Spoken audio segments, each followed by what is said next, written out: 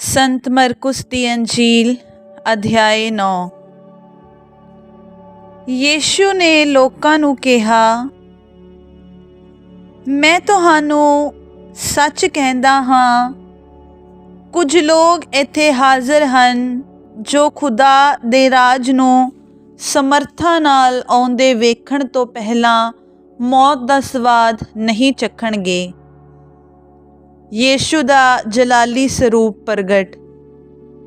6 दिनां दे पिछों यीशु ने पतरस, याकूब अते यूहन्ना नूं इकल्लियां अपने नाल लिया अते उहनां नूं एक उच्चे पहाड़ उत्ते अलग लै गया।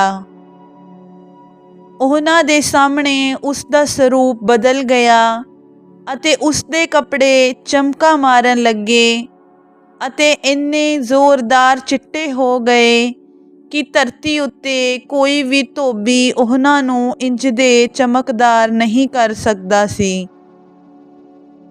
उत्ते उहनां दे सामणे मूसा दे नाल एलिया प्रगट होया अते ओ यीशु दे नाल गलबात कर रहे सन। पतरस ने यीशु नूं कहा, प्रभु जी, ਇਹ ਚੰਗਾ ਹੈ ਕਿ ਅਸੀਂ ਇੱਥੇ ਹਾਂ। ਅਸੀਂ 3 ਡੇਰੇ ਬਣਾਈਏ, ਇੱਕ ਤੁਹਾਡੇ ਲਈ, ਇੱਕ ਮੂਸਾ ਲਈ ਅਤੇ ਇੱਕ ਏਲੀਆ ਲਈ, ਕਿਉਂਕਿ ਉਸ ਨੂੰ ਪਤਾ ਨਹੀਂ ਸੀ ਕਿ ਕੀ ਕਹਿਣਾ ਹੈ, ਕਿਉਂਕਿ ਉਹ ਬਹੁਤ ਹੀ ਘਬਰਾਏ ਹੋਏ ਸਨ। ਤਦ ਇੱਕ ਬੱਦਲ ਉਹਨਾਂ ਉੱਤੇ ਛਾ ਗਿਆ ਅਤੇ ਬੱਦਲ ਵਿੱਚੋਂ ਇੱਕ ਆਵਾਜ਼ ਆਈ, ਇਹ ਮੇਰਾ ਪਿਆਰਾ ਬੇਟਾ ਹੈ, ਇਸ ਦੀ ਸੁਣੋ। ਅਚਾਨਕ ਜਦੋਂ ਚੇਲਿਆਂ ਨੇ ਆਪਣੇ ਆਲੇ ਦੁਆਲੇ ਨਜ਼ਰ ਮਾਰੀ ਤਾਂ ਉਹਨਾਂ ਨੇ ਆਪਣੇ ਲਾਗੇ ਕਿਸੇ ਨੂੰ ਨਾ ਵੇਖਿਆ, ਸਗੋਂ ਯੀਸ਼ੂ ਨੂੰ ਇਕੱਲਿਆਂ ਹੀ। ਮਸੀਹ ਦਾ ਦੁੱਖ ਸਹਿਣਾ ਅਤੇ ਏਲੀਆ ਦਾ ਆਉਣਾ ਜ਼ਰੂਰੀ।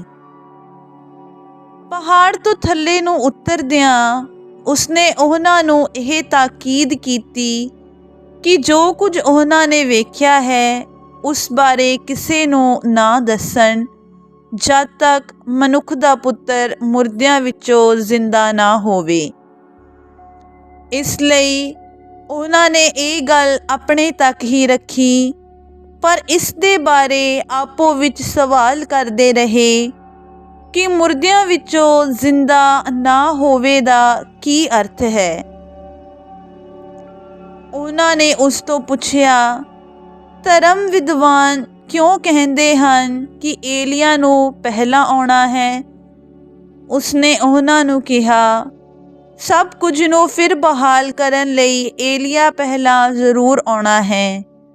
ਫਿਰ ਮਨੁੱਖ ਦੇ ਪੁੱਤਰ ਦੇ ਬਾਰੇ ਇਹ ਕਿਵੇਂ ਲਿਖਿਆ ਹੋਇਆ ਹੈ ਕਿ ਉਸ ਨੂੰ ਬਹੁਤ ਕੁਝ ਸਹਿਣਾ ਹੈ ਅਤੇ ਉਸ ਦਾ ਅਪਮਾਨ ਕੀਤਾ ਜਾਣਾ ਹੈ।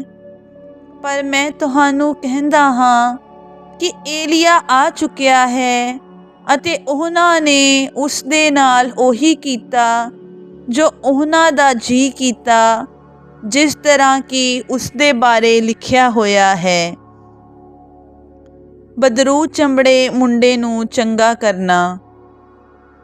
ਜਦੋਂ ਉਹ ਚੇਲਿਆਂ ਦੇ ਕੋਲ ਆਏ ਤਾਂ ਉਹਨਾਂ ਨੇ ਇੱਕ ਵੱਡੀ ਭੀੜ ਉਹਨਾਂ ਦੇ ਇਰਦ ਗਿਰਦ ਵੇਖੀ ਅਤੇ ਧਰਮ ਗ੍ਰੰਥੀ ਉਹਨਾਂ ਦੇ ਨਾਲ ਬਹਿਸ ਕਰ ਰਹੇ ਸਨ। ਜਦੋਂ ਸਾਰੀ ਭੀੜ ਨੇ ਉਸ ਨੂੰ ਵੇਖਿਆ ਤਾਂ ਉਹਨਾਂ ਉੱਤੇ ਅਚਾਨਕ ਭੈ ਛਾ ਗਿਆ ਅਤੇ ਭੀੜ ਅੱਗੇ ਉਸ ਦੇ ਕੋਲ ਦੌੜੀ ਗਈ ਅਤੇ ਉਸ ਦਾ ਸਵਾਗਤ ਕੀਤਾ।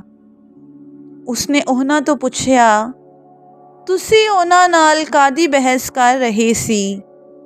ਭੀੜ ਵਿੱਚੋਂ ਇੱਕ ਨੇ ਉਸ ਨੂੰ ਉੱਤਰ ਦਿੱਤਾ, ਗੁਰੂ ਜੀ, ਮੈਂ ਆਪਣੇ ਮੁੰਡੇ ਨੂੰ ਲੈ ਕੇ ਤੁਹਾਡੇ ਕੋਲ ਆਇਆ ਸੀ, ਕਿਉਂਕਿ ਉਸ ਨੂੰ ਇੱਕ ਗੂੰਗੀ ਬਦਰੂ ਚੰਬੜੀ ਹੋਈ ਹੈ ਅਤੇ ਜਿੱਥੇ ਵੀ ਉਹ ਉਸ ਨੂੰ ਫੜ ਲੈਂਦੀ ਹੈ ਉਹ ਉਸ ਨੂੰ ਥੱਲੇ ਪਟਕਾ ਮਾਰਦੀ ਹੈ। ਮੁੰਡੇ ਦੇ ਮੂੰਹੋਂ ਝੱਗ ਨਿਕਲਦੀ ਹੈ ਅਤੇ ਉਹ ਆਪਣੇ ਦੰਦ ਪੀਂਦਾ ਹੈ ਅਤੇ ਆਕੜ ਜਾਂਦਾ ਹੈ। ਮੈਂ ਤੁਹਾਡੇ ਚੇਲਿਆਂ ਨੂੰ ਆਖਿਆ ਭਈ ਉਸ ਨੂੰ ਕੱਢ ਦੇਣ, ਪਰ ਉਹ ਨਹੀਂ ਕਰ ਸਕੇ। ਯੀਸ਼ੂ ਨੇ ਉਹਨਾਂ ਨੂੰ ਕਿਹਾ, ਐ ਨਿਹਚਾਹੀਣ ਪੀੜ੍ਹੀ, ਮੈਂ ਕਿੰਨਾ ਚਿਰ ਤੁਹਾਡੇ ਨਾਲ ਰਹਾਂਗਾ? ਮੈਂ ਕਦੋਂ ਤੱਕ ਤੁਹਾਨੂੰ ਬਰਦਾਸ਼ਤ ਕਰਾਂਗਾ? ਉਸ ਨੂੰ ਮੇਰੇ ਕੋਲ ਲੈ ਆਓ। ਉਹ ਮੁੰਡੇ ਨੂੰ ਉਸ ਕੋਲ ਲੈ ਆਏ। ਜਦੋਂ ਬਦਰੂ ਨੇ ਉਸ ਨੂੰ ਵੇਖਿਆ ਤਾਂ ਉਸਨੇ ਇੱਕਦਮ ਮੁੰਡੇ ਨੂੰ ਮਰੋੜ ਦਿੱਤਾ ਅਤੇ ਉਹ ਜ਼ਮੀਨ ਉੱਤੇ ਡਿੱਗ ਪਿਆ ਅਤੇ ਮੂੰਹ ਵਿੱਚੋਂ ਝੱਗ ਵਗਦਿਆਂ ਉਹ ਜ਼ਮੀਨ ਉੱਤੇ ਲਪੇਟ ਖਾਂਦਾ ਰਿਹਾ। ਯੀਸ਼ੂ ਨੇ ਮੁੰਡੇ ਦੇ ਪਿਤਾ ਨੂੰ ਪੁੱਛਿਆ, ਇਸ ਨੂੰ ਇਹ ਕਦੋਂ ਤੋਂ ਹੈ? ਉਸਨੇ ਕਿਹਾ, ਬਚਪਨ ਤੋਂ। ਇਸਨੇ ਅਕਸਰ ਇਸ ਨੂੰ ਨਾਸ਼ ਕਰਨ ਲਈ ਅੱਗ ਵਿੱਚ ਅਤੇ ਪਾਣੀ ਵਿੱਚ ਸੁੱਟਿਆ ਹੈ। ਜੇਕਰ ਤੁਸੀਂ ਕੁਝ ਕਰ ਸਕਦੇ ਹੋ ਤਾਂ ਸਾਡੇ 'ਤੇ ਦਇਆ ਕਰੋ ਅਤੇ ਸਾਡੀ ਮਦਦ ਕਰੋ। ਯੀਸ਼ੂ ਨੇ ਉਸ ਨੂੰ ਕਿਹਾ, ਜੇਕਰ ਤੁਸੀਂ ਕਰ ਸਕਦੇ ਹੋ, ਜੋ ਈਮਾਨ ਰੱਖਦਾ ਹੈ ਉਸ ਦੇ ਲਈ ਸਭ ਕੁਝ ਹੋ ਸਕਦਾ ਹੈ। ਉਸ ਮੁੰਡੇ ਦੇ ਪਿਓ ਨੇ ਤੁਰੰਤ ਪੁਕਾਰ ਕੇ ਕਿਹਾ, ਮੈਂ ਈਮਾਨ ਰੱਖਦਾ ਹਾਂ, ਮੇਰੇ ਘੱਟ ਈਮਾਨ ਵਾਲੇ ਦੀ ਮਦਦ ਕਰੋ। ਜਦੋਂ ਯੀਸ਼ੂ ਨੇ ਭੀੜ ਨੂੰ ਦੌੜੀ ਆਉਂਦੇ ਵੇਖਿਆ ਤਾਂ ਉਸਨੇ ਬਦਰੂ ਨੂੰ ਇਹ ਕਹਿੰਦੇ ਹੋਏ ਡਾਂਟਿਆ, ਗੂੰਗੀ ਅਤੇ ਬੋਲੀ ਬਦਰੂ, ਮੈਂ ਤੈਨੂੰ ਆਗਿਆ ਦਿੰਦਾ ਹਾਂ, ਇਸ ਵਿੱਚੋਂ ਨਿਕਲ ਜਾ ਅਤੇ ਇਸ ਵਿੱਚ ਫਿਰ ਕਦੀ ਨਾ ਵੜੀ। ਬਦਰੂ ਨੇ ਉੱਚੀ ਨਾਲ ਚੀਕ ਮਾਰੀ ਅਤੇ ਮੁੰਡੇ ਨੂੰ ਬੁਰੀ ਤਰ੍ਹਾਂ ਮਰੋੜਾ ਦੇ ਕੇ ਉਸ ਵਿੱਚੋਂ ਨਿਕਲ ਗਈ। ਮੁੰਡਾ ਲਾਸ਼ ਵਾਂਗ ਸੀ। ਇਸ ਲਈ ਉਹਨਾਂ ਵਿੱਚੋਂ ਬਹੁਤ ਸਾਰਿਆਂ ਨੇ ਕਿਹਾ, ਉਹ ਮਰ ਗਿਆ ਹੈ। ਪਰ ਯੀਸ਼ੂ ਨੇ ਉਸ ਨੂੰ ਹੱਥ ਫੜ ਕੇ ਉਠਾਇਆ ਅਤੇ ਉਹ ਉੱਠ ਖੜਾ ਹੋਇਆ। ਜਦੋਂ ਯੀਸ਼ੂ ਘਰ ਵਿੱਚ ਦਾਖਲ ਹੋਇਆ ਤਾਂ ਉਸਦੇ ਚੇਲਿਆਂ ਨੇ ਉਸ ਨੂੰ ਇਕੱਲਿਆਂ ਇਹ ਪੁੱਛਿਆ, ਅਸੀਂ ਉਸ ਨੂੰ ਕਿਉਂ ਕੱਢ ਨਾ ਸਕੇ? ਉਸਨੇ ਉਹਨਾਂ ਨੂੰ ਕਿਹਾ, ਪ੍ਰਾਰਥਨਾ ਅਤੇ ਵਰਤ ਤੋਂ ਬਿਨਾਂ ਕਿਸੇ ਹੋਰ ਵਿਧੀ ਨਾਲ ਇਹੋ ਜਿਹੀਆਂ ਨੂੰ ਕੱਢਿਆ ਨਹੀਂ ਜਾ ਸਕਦਾ। ਮੌਤ ਅਤੇ ਜੀ ਉੱਠਣ ਬਾਰੇ ਅਗੇਤ ਵਾਕ। ਯੀਸ਼ੂ ਅਤੇ ਉਸਦੇ ਚੇਲੇ ਉੱਥੇ ਅੱਗੇ ਗਏ ਅਤੇ ਉਹ ਗਲੀਲ ਵਿੱਚੋਂ ਹੀ ਲੰਘੇ। ਉਹ ਇਹ ਨਹੀਂ ਚਾਹੁੰਦਾ ਸੀ ਕਿ ਕਿਸੇ ਨੂੰ ਇਸ ਦਾ ਪਤਾ ਲੱਗੇ, ਕਿਉਂਕਿ ਉਹ ਆਪਣੇ ਚੇਲਿਆਂ ਨੂੰ ਸਿੱਖਿਆ ਦੇ ਰਿਹਾ ਸੀ। ਉਹ ਉਹਨਾਂ ਨੂੰ ਕਹਿੰਦਾ ਸੀ, ਮਨੁੱਖ ਦਾ ਪੁੱਤਰ ਮਨੁੱਖਾਂ ਦੇ ਹੱਥੀਂ ਸੌਂਪ ਦਿੱਤਾ ਜਾਵੇਗਾ। ਉਹ ਉਸ ਨੂੰ ਮਾਰ ਦੇਣਗੇ ਅਤੇ ਉਸ ਦੇ ਮਾਰ ਦਿੱਤੇ ਜਾਣ 'ਤੇ 3 ਦਿਨਾਂ ਬਾਅਦ ਉਹ ਫਿਰ ਜੀ ਉੱਠੇਗਾ। ਪਰ ਉਹ ਇਹ ਗੱਲ ਨਾ ਸਮਝੇ ਅਤੇ ਉਹ ਉਸ ਨੂੰ ਪੁੱਛਣ ਤੋਂ ਡਰਦੇ ਸਨ, ਸਭ ਤੋਂ ਵੱਡਾ ਕੌਣ ਹੈ?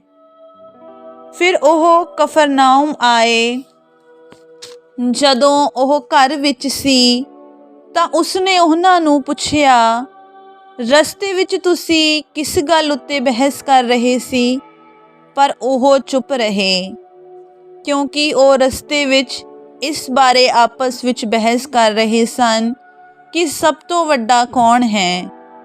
ਉਹ ਬੈਠ ਗਿਆ ਅਤੇ 12 ਨੂੰ ਬੁਲਾਇਆ ਅਤੇ ਉਹਨਾਂ ਨੂੰ ਕਿਹਾ, ਜੇ ਕੋਈ ਪਹਿਲਾ ਹੋਣਾ ਚਾਹੁੰਦਾ ਹੈ ਤਾਂ ਉਸ ਨੂੰ ਸਭ ਤੋਂ ਪਿਛਲਾ ਅਤੇ ਸਾਰਿਆਂ ਦਾ ਸੇਵਕ ਬਣਨਾ ਚਾਹੀਦਾ ਹੈ। ਫਿਰ ਉਸਨੇ ਇੱਕ ਬੱਚਾ ਲਿਆ ਅਤੇ ਉਸ ਨੂੰ ਉਹਨਾਂ ਦੇ ਵਿਚਕਾਰ ਖੜਾ ਕਰ ਦਿੱਤਾ।